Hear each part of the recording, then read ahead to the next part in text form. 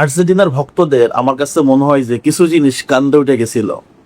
আচ্ছা, ফুটবল পণ্ডিত, ফুটবল বোদ্ধা যারা আছেন তারা একটা প্রশ্নের উত্তর দেন যে কেপ ভার্দে 64 নম্বর দল ফিফার, আর্জেন্টিনা 2 নম্বর দল। এই ম্যাচটা আর্জেন্টিনা সহজে জিতছে, নাকি ব্রাজিল ফিফার 5 নম্বর দল, জাপান 17 নম্বর দল, ওই ম্যাচটা ব্রাজিল সহজে জিতছে? ধপাধপ কোশ্চেনের অ্যান্সার দিয়ে দেন।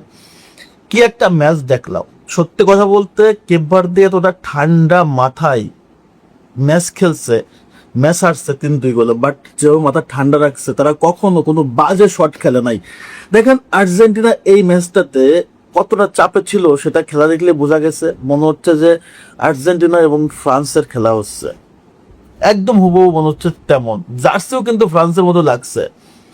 আর্জেন্টিনা কোনোভাবে আসলে মানে কেপ ভার্দেকে আটকাতে পারতেছে না। ফার্স্টে গোল দিল মেসি, চমৎকার একটা অ্যাসিস্ট করছে লিসান্ড্রো মার্টিনেস, একদম পুরো কি বলে এটা, একদম মাইন্ড ব্লোয়িং একটা অ্যাসিস্ট, এবং সেখান থেকে মেসির ক্লিয়ার কাট ফিনিশিং।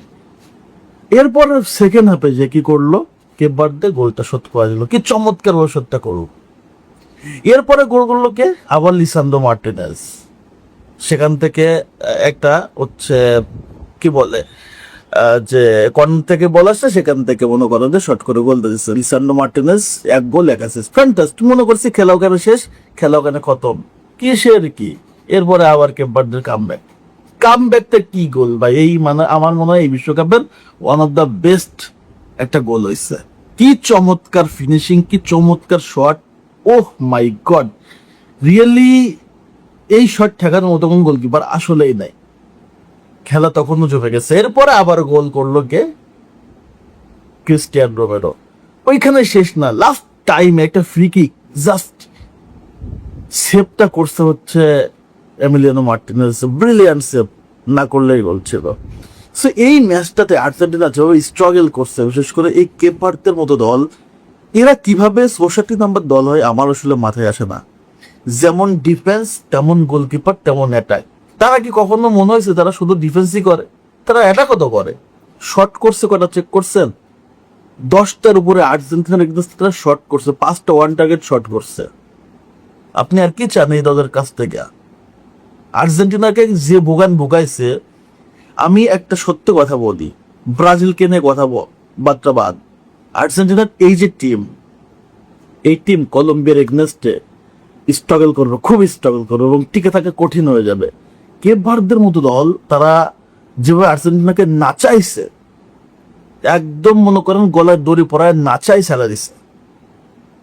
ও মাই গড, আমার কাছে মনে থাকবে এই ম্যাচটা অনেকদিন, দীর্ঘদিন মনে থাকবে যে কেপ ভার্দে একটা দল আসছিল বিশ্বকাপ 2026-এ। এটা সবারই মনে থাকবে যে প্রত্যেকটা দলকে নাচাইছে, 3টা বিশ্ব চ্যাম্পিয়নকে নাচাইছে, একদম পুরো নাচাইছে গলায় দড়ি পরা। এবং এই নাচানোর নেতৃত্ব দিচ্ছে হচ্ছে কেপ ভার্দের গোলকিপার বোজিনিয়া।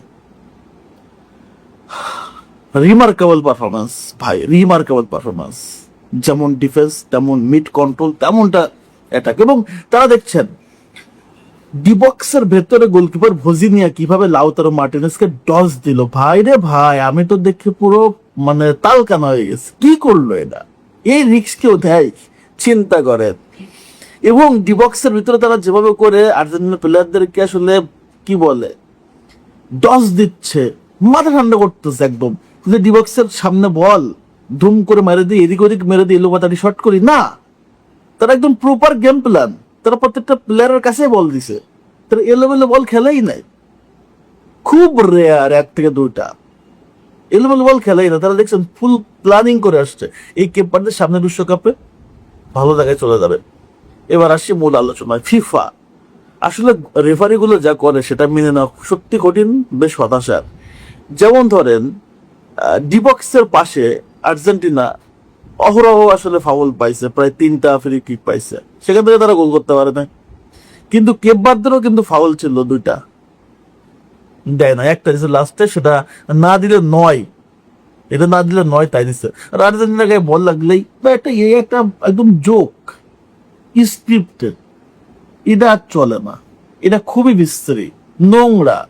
তো যাই হোক, আর্জেন্টিনা জিতছে, বাট ওই যে বললাম গলায় দড়ি পরা নাচাইছে। তো ঝটপট উত্তর দেন যে জাপান এর সাথে ব্রাজিল সহজে জিতছে, নাকি এই ভোজিনিয়ার কেপ ভার্দের সাথে আর্জেন্টিনা সহজে জিতছে? দমাদম কমেন্টস করে ফেলেন। আল্লাহ হাফেজ।